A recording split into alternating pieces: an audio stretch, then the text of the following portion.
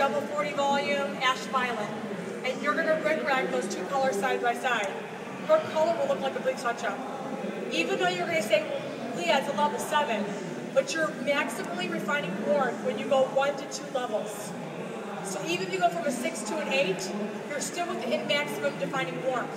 Whenever you pass more than 2 levels of lift, you are now on the category of control. That's color in general. So if you want your guests to look more natural or more refined, you always stay within 2 levels. When you go 3s and 4 levels, that's when you're going to create uncontrollable circumstances. You will notice a night and day difference with your blondes. Now lastly, think about this. A lot of us do gray in the salon, would you agree? Lots of gray hair guests. We've ever had a guest that come in and she wants to be a redhead. We've been there, right? She's gray. But we've been so installed in our skulls that if we don't put brown in our color, we don't get gray coverage. There needs to be brown. Which is great, but if your guest wants to be like a beautiful, like bright red, and you put brown in it, she can be brown.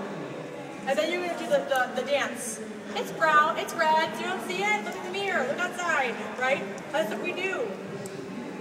If you're doing a guest that needs gray coverage but wants to be a red, imagine taking your gray coverage color in one bottle, your red in another bottle, and doing those two colors side by side.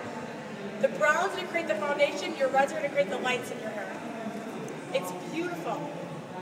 Ric-racking tone happens on 95% of our guests. It's a $15 add-on. So right now, if you're doing a guest who's a 5NW color gels, in another bottle, do a 6WG. Warm it up. You're going to lessen your banding. You're going to create better, longer-lasting colors, results visually. They're not going to last longer if she's living, her hair's growing. That's something else too. I have gray back in 4 weeks. Aren't you glad you're living? Because your hair wouldn't grow if you weren't living, right? Sorry, that's what I guessed.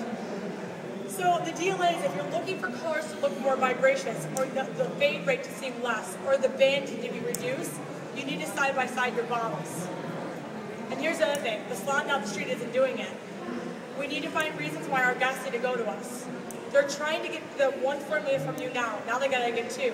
They're not even gonna bother. So the idea is to create a relationship where they can't go anywhere else, even though sometimes you want them to. I don't know why you keep coming back. We don't even like each other. So the deal is here, doing someone like Brittany, she's a good retouch every 3 to 4 times. Then maybe we'll throw some highlights through her tongue. But the 2-bottle retouch is good. Here's another thing too, we're doing color corrections, 2-bottle colors in your color corrections, not doing 1. When you do 1, you highlight every imperfected piece in that hair.